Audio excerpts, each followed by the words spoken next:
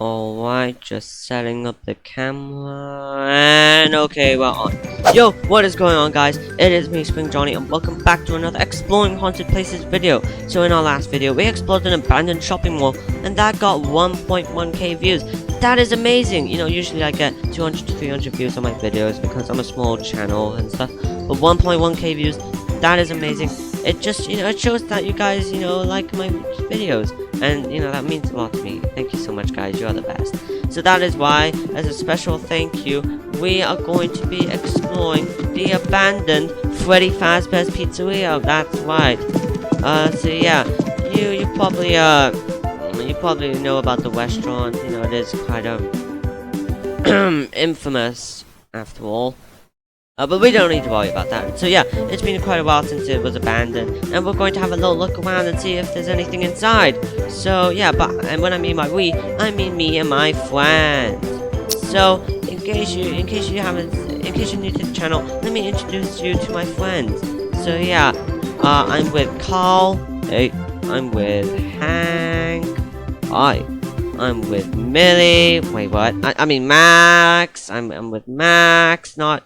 I didn't say Millie. I'm sorry. Yeah. Stop comparing me to that girl from Count the Ways. Okay, fine. We'll try again. Okay, look. Okay, Millie, listen. I mean, Max, listen. I know that you don't want to be in my videos that much, but come on, this means a lot to me. People like you. They think you're a great person on the channel. They think you're the supernatural one. They think you're the cool one. They think you're the smart one. They think you're the cute emo girl. What? I don't know. The fandom's weird for some reason. Believe me, I know. But, okay, just try and do this for me, please. Fine. Okay. Okay, good. And I'm sorry for calling you Millie. It's okay. Okay. So yeah. So, in case you're new to the channel, let me introduce you to my friends. So yes, I'm with Carl. Hey, I'm with Hank. Hello there. I'm with Max. Hi. And we also have a special guest today. We have that guy. I'm just going to check if the camera caught that. Yeah, definitely. Yeah, just checking if it works. Okay, listen. I want to be completely honest with you. I have no idea who that guy is. I'm actually kind of terrified. He just brushed up to me and said I needed to let him into the video. Although he did say that if I let him into the video, he'd give me $50. And, I kind of need the money because, bills have been going up recently, because of the government. They hate people, they want to make people poor. So yeah, I'm just doing that. I'm just gonna take my chances here. So yeah, I'll just make sure the footage for all that. Just make sure the footage didn't get corrupted. So yeah, we're going to be breaking into the pizzeria. We're gonna go through the garage door, not the door over there because it's locked. I mean, now that I think about it, we could just try and break down the door.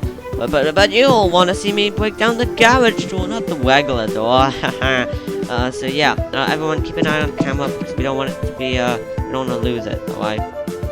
Okay, so yeah, I'm just going to, break down the garage door.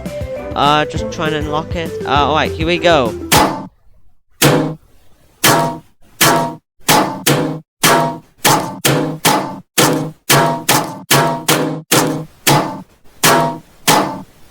Hang on, I think I got it. Alright guys, let's have a little look and see what's inside. Oh, hello there. What the hell? So, the Five Nights at Freddy's movie is getting close to cinemas, and I'm just excited as every other OG fan who's been around since the beginning, and also watched Markiplier play the game. I'm pretty sure the FNaF movie was first teased in 2015, and only now we're getting it, but I mean it's fine, we only had to wait like 8 years. So this is kind of an improved version of my analysis video because I wanted to get it out as soon as the trailer released, but I think I may have rushed a bit too much. I also didn't bother to do any research that much because I was just like, screw it, and I ended up saying this. We see the night guard from the teaser ready to die, and then we cut to one of the misfits. I'm gonna call her Millie because I can. No, you can't call her Millie because that's not even her name! Although, I mean, come on, you can't tell me they don't look similar. I mean, Max probably does end up inside a Freddy animatronic, and I mean, the same thing happens to Millie with Funtime Freddy, and the animatronics are both Freddy's. Coincidence? I think not! I mean, Charlie from the Twisted Ones does end up inside a Freddy animatronic herself, that being Twisted Freddy, but I mean, who even cares about that book? What do you mean? The Twisted Ones is the most important book in the series, because in the Twisted Ones we are introduced to the illusion disc, and the illusion disc makes an appearance in Sister Location when we're playing Funtime Freddy, and it's the most important because it gives us lore! So, in today's video, I'm going to be discussing about what I'd like to see in the FNaF movie, while also talking about what we might expect to see as well. I'm also going to be talking about some of the small details I noticed in the trailers, which may impact the movie in some way, whether it be big or small. Anyway, since time is ticking, bye, bye, bye. And I want to get this out before the movie, let's get into the video, shall we? Let's start off with what the FNaF movie is going to be like. Some people think that the FNaF movie is going to be the greatest movie in cinema history. It's going to win an Oscar, the FNaF 1 animatronics are going to walk up on stage, and then they're going to start singing the Living Tombstone's Five Nights at Freddy's song. And then everyone dances. However, some people think that the FNaF movie is going to be bad because they got the red eyes. See, they're the red eyes. It makes them look high. See, it's not the black eyes with the white dots. It's the red eyes. It's just making it up now. It's just gonna be cringy. It's gonna be bad because of the red eyes. In my personal opinion, I think the FNaF movie is gonna be really good. It's gonna bring back nostalgia for original FNaF fans. It's gonna have heartbreaking and tense moments. It's going to have epic scenes. You know, stuff that makes a movie good, like Puss in Boots: The Last Wish. Holy shit, is that death? However, I do expect the FNaF movie to have 1 or 2 bits of criticism from the fans, since after all, not everything can be perfect. And no, I don't mean stuff like how the animatronics have red eyes. For the FNaF movie's case, I expect the criticism to be around the terms of, maybe the film should have been longer, or maybe this should have happened in the movie, or maybe they shouldn't have fit so much lore into the film. And knowing FNaF and its lore, they're probably going to do that. I mean, the Super Mario Bros. Movie was really good, and it only had a little bit of criticism, so I guess I kinda expect the FNaF movie to be a bit like that. But then again, no one's really gonna care, are they? They're just gonna be busy watching William get Springtrap. Actually, let's talk about Springtrap. Now, it's good to know that Matthew Lillard, the guy who played the Shaggy in the Scooby-Doo movie, was casted as William Afton in the FNaF movie. But I mean, I thought that was meant to be a secret or something. I mean, in the trailer, he's not wearing purple, and I mean, he's going by the name Steve, like how in novels he went by Dave. I feel like the reveal of William Afton in Springtrap should have been a surprise. I mean, I feel like it would have been much cooler if I was just watching the film and then suddenly, boom, Springtrap appears out of nowhere. I do want the movie to be great and all, but I feel like the movie's just gonna have a scene where William's like, Mike, I am your father. And then Mike's like, no! I feel like this is going to be similar to the Mimic from Security Breach Ruin. I mean, we knew that he was probably going to appear in the DLC. And he did. However, the strange thing is that Gout Hines, one of the actors in the FNaF movie, is casted as Mike's dad? Something fishy is going on here. A lot of people think that it's meant to be the stepdad. Do you know what I think? I think it's William Cass. Now, I don't expect anyone to agree with this theory because it's dumb and it's stupid, but hear me out. I mean, in the film, William does seem a lot older, no offense, Matthew. And I mean, it does seem like Mike's gonna have a few dream sequences in the film. So maybe he has a dream about his mother and father fighting, and maybe the father leaves. I don't know. Listen, I'm not an expert theorist like Matt Hadaway, even though he came up with the whole Gregory's a robot theory and Mrs. Afton being 90 years old and owning Fazbear Entertainment and Golden Bonnie. Don't you mean Spring Bonnie? But what the hell's a Golden Bonnie? There's no such thing as a Golden Bonnie. Okay, I know I was a little bit harsh on the artwork before. And please excuse my swearing here. But how did you fuck that one up? Now let's talk about the lore of the movie. Now I feel like this is something people should be addressing, but I don't think the movie is going to be connected to the games that much. I mean, sure, it may give us 1 or 2 clues about the lore of the games, but I feel like the movie's going to have a completely different story compared to the original. I mean, the novel series had a different type of story compared to the Five Nights at Freddy's games, but it did give us a few things to help us solve the lore of Five Nights at Freddy's. I mean, for example, there's never a mention of the toy animatronics in the novels, unless you count Funtime Foxy, who can turn into the mango for some reason. The only toy animatronic that appears in the novels is Balloon Boy. And would you believe it? Balloon Boy is in the movie, apparently. This is every FNaF fan's worst nightmare. But if the toy animatronics aren't going to be in the movie, then who's going to commit the bite of 87? I mean, there's got to be a bite of 87 or else the movie's going to be trash. I think that the bite of 87 in the FNaF movie is going to be caused by Foxy. I mean, back in the early days of FNaF, we all did think he caused the bite of 87, so it would be a cool little throwback to that. It really helps to explain why he's out of order, but hey, that's just a theory. A film theory. Now let's talk about the missing children. Now I think it's quite obvious to tell which child possesses which animatronic. The boy with the rabbit ears possesses Bonnie, the girl with the yellow shirt possesses Chica, the boy with the Hulk possesses Foxy. But now this is when things start to get a little bit complicated. You see, some people think that the boy with the brown shirt possesses Freddy, and the boy with the yellow shirt and hat possesses Golden Freddy. Now this would make sense because Freddy is brown and Golden Freddy is, well, yellow. However, some people think that's the other way around because the boy in the yellow shirt is wearing a hat like Freddy, and the boy with the brown shirt seems to be the main focus here. Other than Mike, of course. However, some other people, Pat, thinks that the boy with the brown shirt is the Cupcake because the Cupcake has a brown wrapper around him, remember? And the boy's wearing a brown shirt. I think not. Although, guys, I think it's quite obvious to tell which animatronic this child possesses.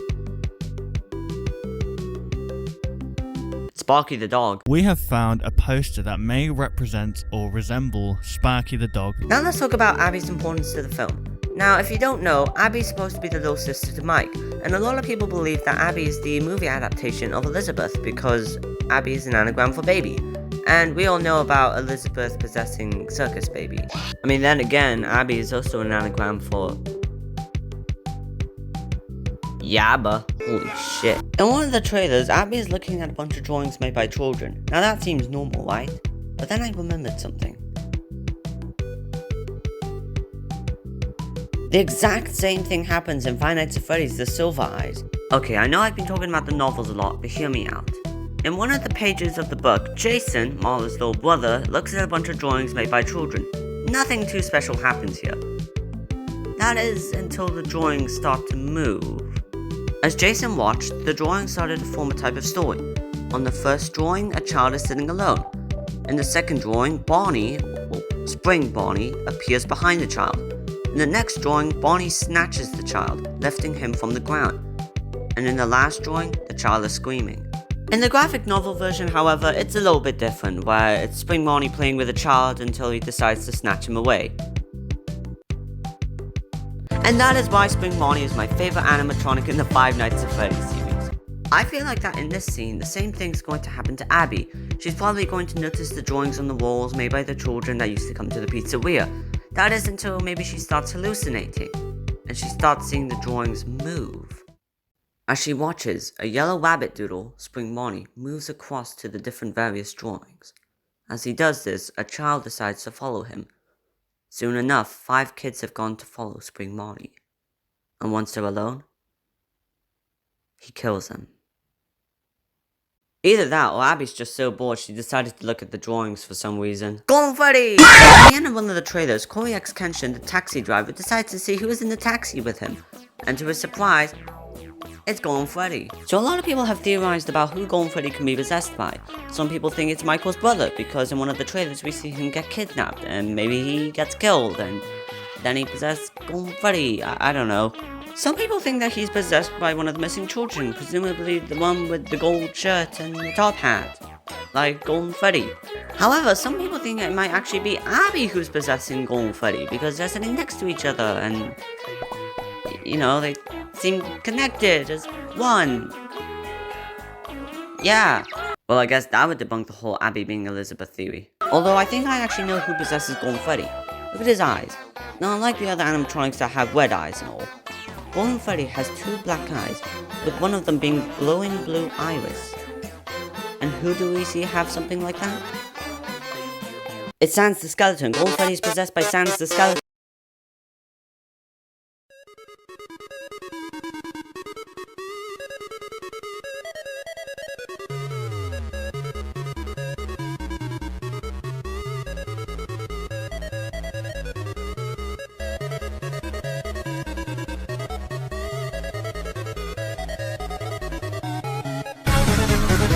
Okay, so as I'm making this, Freddy in Space 3, Chica in Space. I did not see that. What makes it even better is, there's also a secret link at the end. It takes you to this. Yeah. You know, we see a few things. We see Hank running across the hallway to enter the supply closet where he would meet Bonnie and then, die. We also see Abby with Chica, which probably means she's going to befriend the animatronics. Although I don't think the animatronics are going to like Mike that much. We also see a repaired version of Foxy, which would be kind of cool because we might get a flashback on how he became out of order. And I mean, it would be kind of cool to see repaired Foxy. I mean, most of the time he's just, well, broken, so. And I think that's it. Oh yeah, Shadow Freddy's gonna be in the movie as well. Ever since FNaF 3, Shadow Freddy hasn't really had that much relevance in the series, so seeing him in the movie is going to be really cool. Anyway, I think that's all I really have to say about the FNaF movie and what to expect. I mean, I guess I could talk about the Misfits, but I don't think there's really much to talk about there. And yes, I'm still calling them the Misfits because we got Millie, Goofy Dude, Random Guy, and Hank. Yeah, I mean, I guess I could talk about the theory about how Hank could be Henry, but I mean, I really don't think it's Henry. I mean, if it was Henry, I mean, he wouldn't team up with a bunch of random people and also throw chairs at the prize counter. Alright, Max, what we're gonna do is that we're gonna throw chairs at the prize counter. Shouldn't we, like, burn the pizzeria or something? Nah. We're throwing chairs, baby! Nah! Anyway, I'm excited to see what will happen in the FNaF movie. My parents got us tickets, but it's on the 28th, and the cinema premieres the movie on the 25th, so I'm going to be avoiding the internet for a few days, just so I don't get any spoilers. Anyways, I hope you guys enjoyed today's video. I know it's probably not the best timing, considering the FNaF movie is like really close to coming out, but I just wanted to make this because why not? Anyways, thanks for watching, and I'll see you in my next video. Hey, they added my favorite character in the movie.